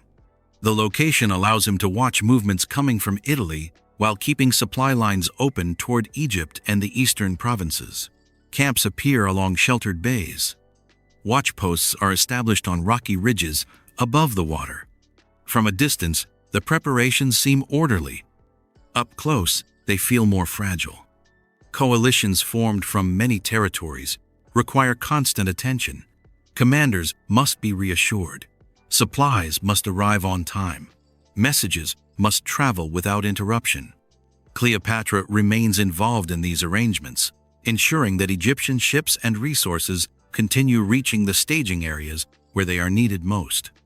Even the timing of movement depends on wind. Seasonal currents across the Ionian Sea shape when fleets can travel safely and when they must remain anchored. Experienced sailors read these patterns the way farmers read the rise of the Nile. They know that a favorable wind can shorten a journey by days, while an unfavorable one can scatter ships beyond easy recall. So the fleet waits. Maps remain open on tables inside command tents, where Antony and his officers study coastline distances and harbor depths. Couriers arrive with reports describing Octavian's progress from the west. Some messages suggest caution, others suggest urgency. Each one adds another layer of uncertainty to decisions already difficult enough. Cleopatra's presence among the fleet strengthens morale in ways not always recorded by historians. Her ships carry supplies. Her treasure supports the campaign. Her authority connects eastern provinces that might otherwise hesitate to remain involved. Yet she also understands that naval warfare depends not only on courage, but on coordination. Large ships require space to maneuver. Crews require rest between patrols. Supply routes must remain open behind the fleet at all times. Preparation becomes a kind of craft, shaped patiently from many separate parts that must fit together before movement can begin. As evening settles across the harbor, where the arsenal worker finishes sealing the last coil of rope, the sky darkens slowly over the water. Lamps appear one by one along the shoreline. Somewhere offshore, an anchored vessel turns slightly with the tide, its hull creaking softly against the current. Across the sea, another fleet is already moving closer. The distance between them grows smaller each day, even while both sides continue preparing rather than attacking. War sometimes advances quietly until the moment when waiting is no longer possible. And then, one morning, the wind shifts over a narrow stretch of water called Actium. The morning at Actium begins quietly. Light spreads slowly across the surface of the Ionian Sea, touching anchored ships one by one, as if waking them gently from sleep. For weeks, both fleets have remained close to this narrow stretch of coastline, watching one another across water that seems calm enough to cross in a single afternoon. Yet neither side moves immediately. War at sea often begins with waiting. Antony's fleet stretches along the sheltered gulf near the western coast of Greece. Many of his ships are large, built with high decks and reinforced hulls, designed to withstand heavy impact. These vessels carry towers for archers and platforms for marines who expect to fight at close range once the distance between ships disappears. Cleopatra's squadron waits nearby, positioned slightly behind the main line. Her ships are fast, well-supplied, and carefully maintained after their long preparation in Egyptian harbors. They carry not only crews and equipment, but provisions intended to support the fleet if the campaign continues further east. Across the water, Octavian's forces remain under the operational command of his experienced admiral, Agrippa. Agrippa prefers mobility. His ships are smaller and easier to maneuver, designed to change direction quickly in response to shifting conditions on the open sea. Instead of relying on weight alone, they depend on coordination and timing. Two different approaches now face one another across the same horizon. As the sun rises higher, signal horns begin sounding from the Roman line. Oars move together in long, steady strokes. Sails are raised carefully, catching a wind that has been watched closely for several days. Movement spreads gradually across the water as the distance between the fleets begins to close. The helmsman aboard one of Antony's heaviest vessels stands near the stern, watching the horizon through a narrow break in the rising smoke from signal fires. He keeps one hand on the steering wheel, adjusting the angle of the ship as commands arrive from the deck above him. Around him, the crew moves without speaking. They have practiced these motions many times before. Yet practice never fully prepares anyone for the moment when ships begin approaching one another in earnest. Agrippa's strategy depends on controlling access to supplies. For weeks before the battle itself, his fleet has limited the movement of grain shipments and reinforcements toward Antony's position. Harbors that once provided safe anchorage have become uncertain. Messages arriving from Allied commanders grow less confident. Each delay weakens the coalition gathered along this coastline. Pressure accumulates quietly. By the time the fleets began maneuvering into position for open engagement, Antony's options were already narrowing. The sea fills with motion. Ships ahead, then turn away. Oars strike water in synchronized rhythm. Archers prepare their bows along raised platforms. Smoke from signal fires drifts across the surface of the Gulf, softening the outlines of distant hulls until they appear like dark shapes moving through morning mist. From the deck of her flagship, Cleopatra watches the changing pattern of movement. She understands that naval battles rarely unfold according to their original plans. Wind shifts, signals are misunderstood, ships collide unexpectedly. Decisions made in one moment reshape the next. As the fighting intensifies, the coordination required to maintain formation becomes more difficult. Agrippa's lighter vessels begin pressing against the edges of Antony's line, forcing his ships to adjust their positions repeatedly. The heaviest hulls that provide strength in close combat now make turning more difficult in open water. Time passes. Supplies continue to diminish. Communication between squadrons grows uncertain. Gradually, the shape of the battle changes. At some point during the long hours of maneuvering and engagement, Cleopatra's squadron turned southward, moving through a narrow opening in the Roman line. Historians continue debating the exact timing and intention of this movement. Some describe it as a planned withdrawal. Others suggest it was an urgent response to changing conditions within the fleet itself. What remains clear is that Antony soon follows.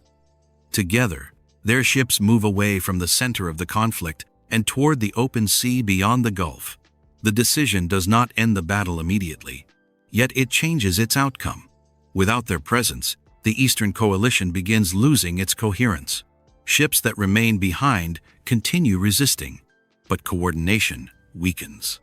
Sometimes, a battle ends not with a single moment, but with a shift in direction.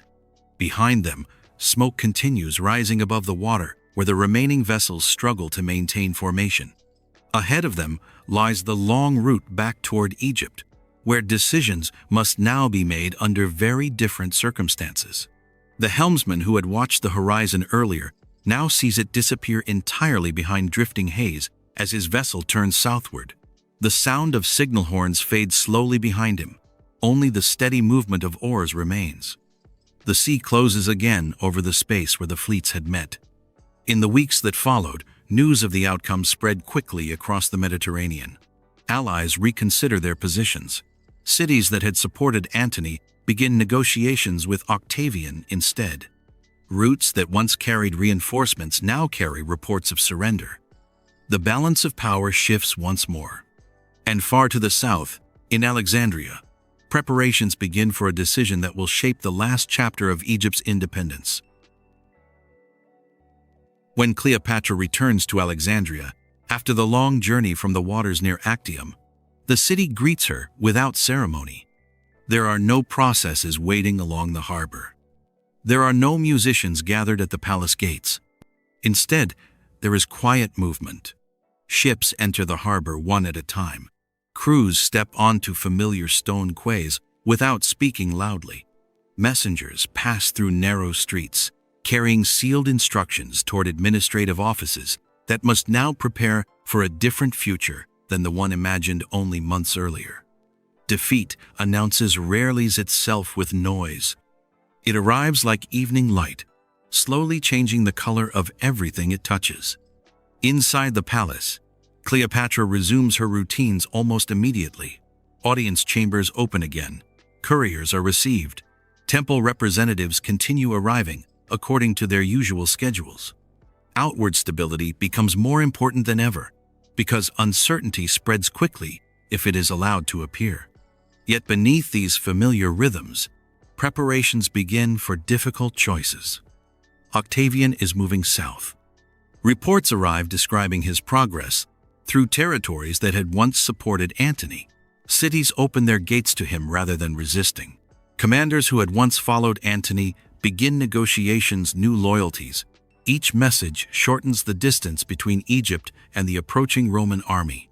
Cleopatra understood that time itself has become part of the negotiation. She sends envoys northward, carrying proposals intended to preserve some form of autonomy for Egypt. These messages travel through ports already adjusting themselves to Octavian's authority. Whether they will reach him unchanged remains uncertain. Whether he will accept them remains even more uncertain. Still, she sends them. Diplomacy continues as long as movement remains possible. At the same time, her attention turned toward Caesarion. The child who had once stood beside her in relief temples as King of Kings now represents both hope and danger.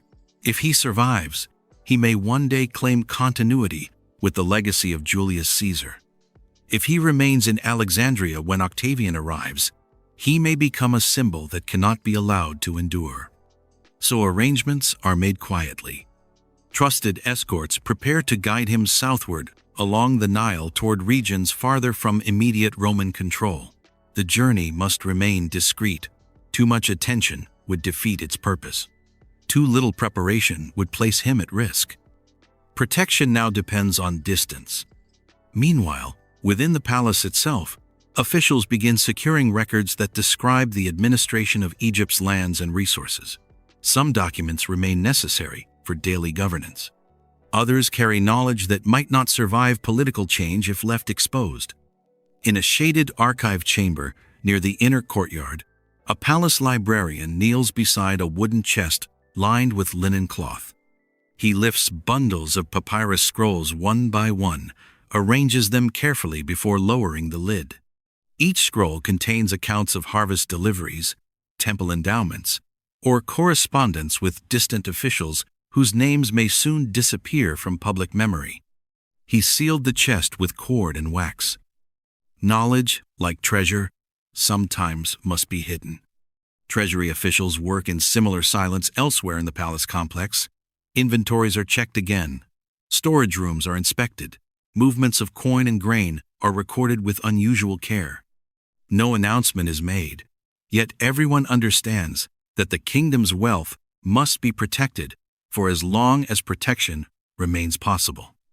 Even as these preparations continue, ceremonial life inside Alexandria does not stop.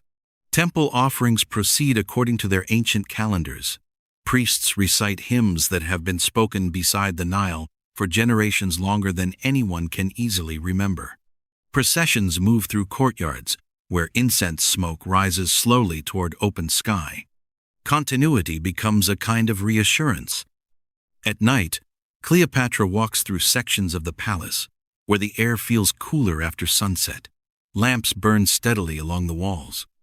Courtyards open toward narrow strips of sky where the first stars appear one by one above the rooftops of Alexandria. She has spent her life reading signs and movements like these. Sailors read stars to guide their ships across open water. Rulers read them to measure the distance between what is hoped for and what is possible. Somewhere beyond the horizon, Octavian's fleet continues approaching. Each day brings new reports describing its progress along the coast. Each evening brings another moment of waiting. Yet the palace remains calm. Servants continue their routines. Messengers continue their journeys. Records continue to be sealed for safekeeping. Even now, decisions are still being made. But slowly, Almost without anyone naming the moment when it begins, silence starts settling more deeply along the corridors where voices once carried farther than they do tonight. Soon, silence begins settling over the palace corridors. By the time Octavian's forces reach Alexandria, the city has already begun adjusting itself to a future no one had wished to imagine clearly. Harbor traffic slows. Courtyards that once filled with visiting envoys now hold fewer voices. Messengers move quickly, but speak less often than before. Inside the palace, decisions are no longer about expansion or alliance. They are about preservation, memory, and farewell. Mark Antony remains nearby during these final days, moving between hope and uncertainty as negotiations continue. He still imagines the possibility of securing honorable terms. He still believes that survival might be arranged through compromise. Yet reports arriving from the Roman camp grow less encouraging with each passing hour. Then a message reaches him. It says that Cleopatra has died. The report is not true, but Antony believes it. Ancient writers describe how, upon this news, he turns inward suddenly, as though a door has closed somewhere inside his thoughts.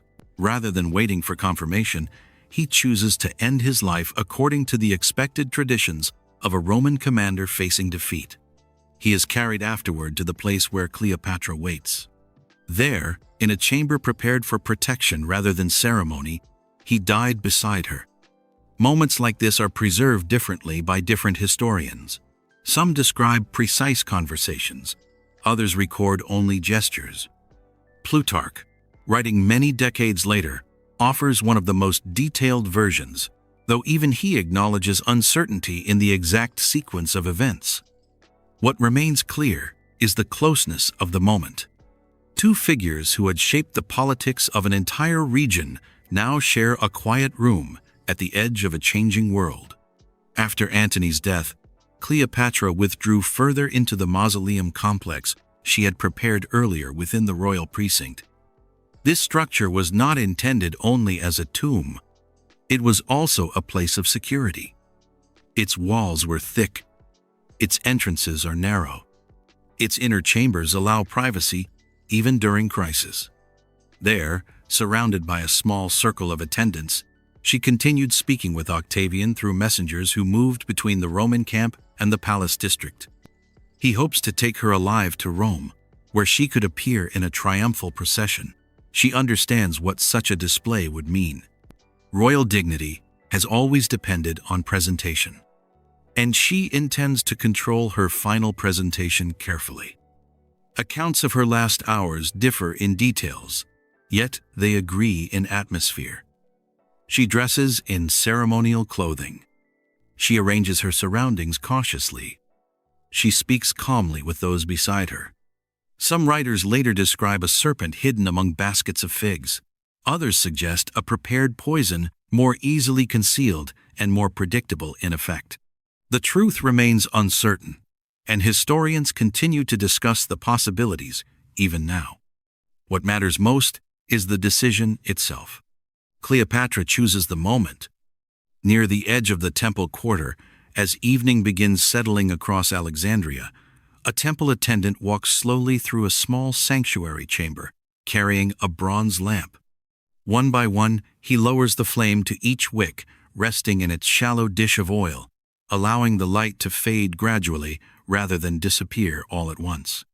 Each extinguished flame leaves the room slightly darker. Yet the space does not feel empty. It feels quiet.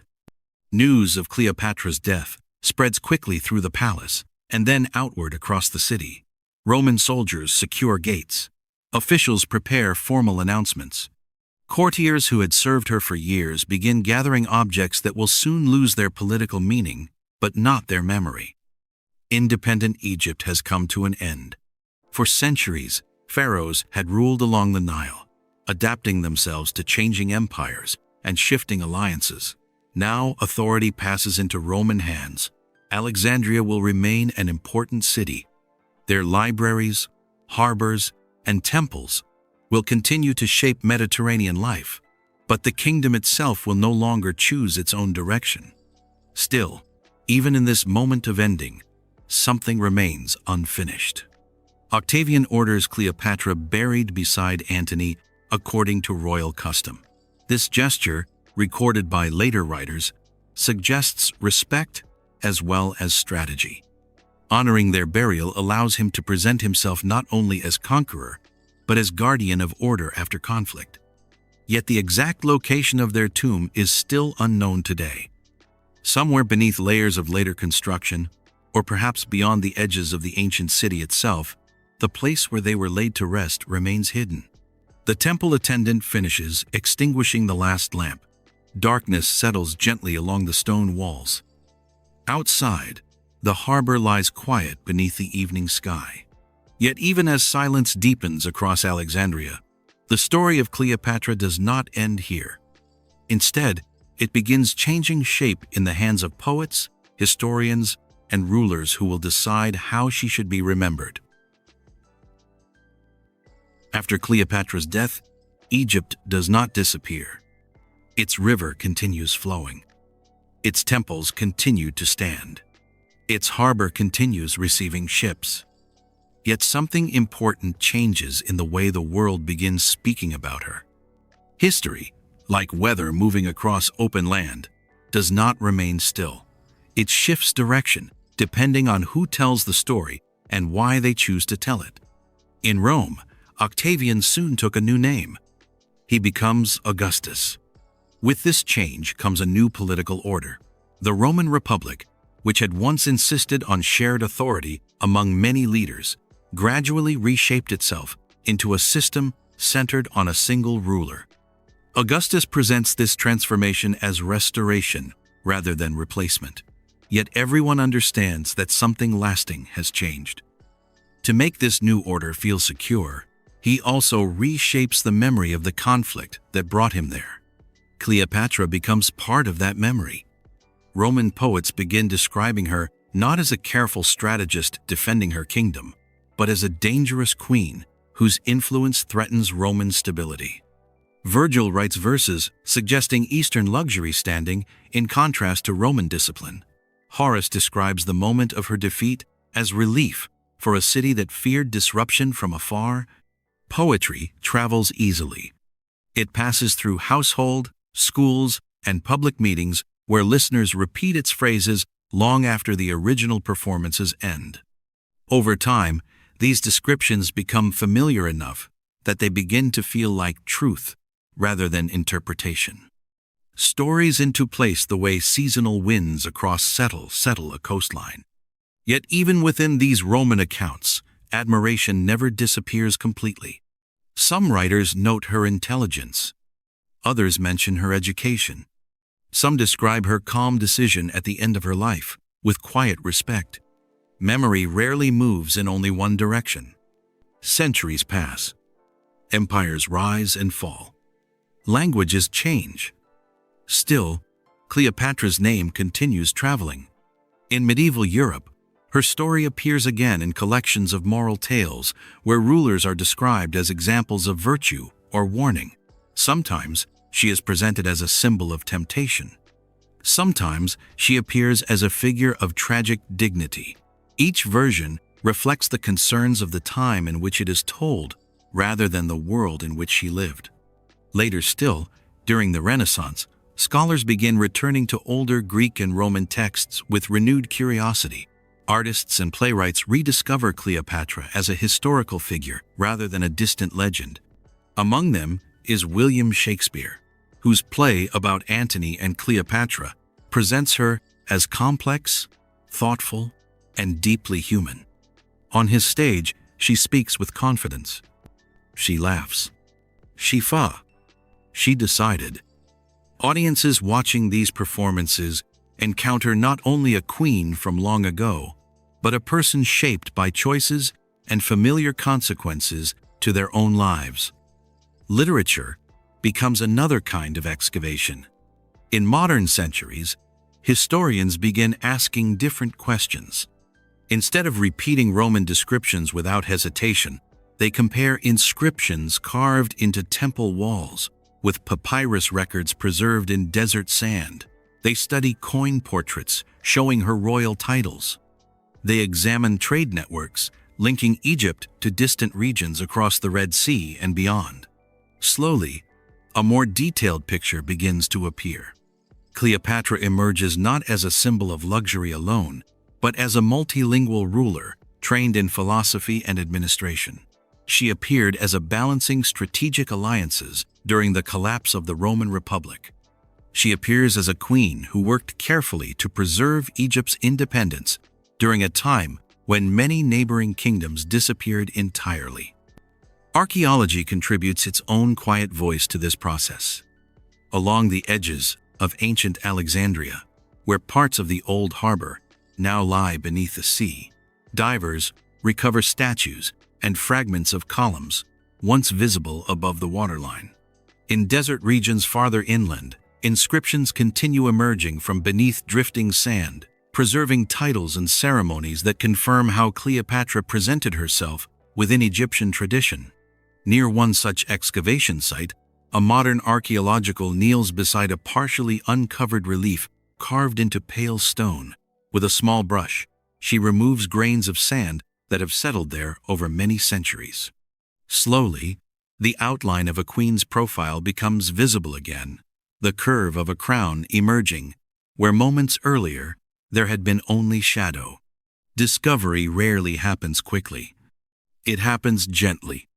Each new finding adjusts the story slightly, allowing Cleopatra's voice to be heard again not only through Roman observers, but through Egyptian records as well.